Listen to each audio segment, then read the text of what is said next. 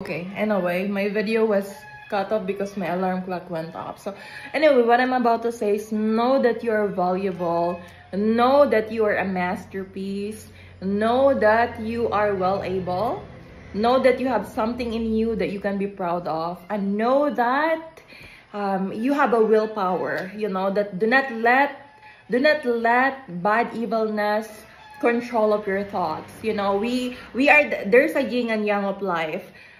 You are this, imagine yourself being this, you know, being this wolf. There's this bad food and good food. It depends on what you are being fed.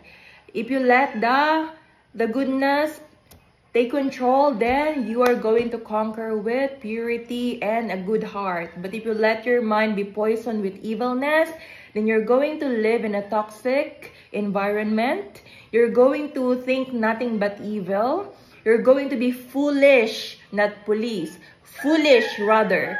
So I am telling you, it is not too late yet. If you think about tomorrow, think about the children, think about the future, and think about what you can do, what you can contribute. Because insecurity and jealousy has no place in this world. Your jealousy is poisoning the world. You know, it's evilness.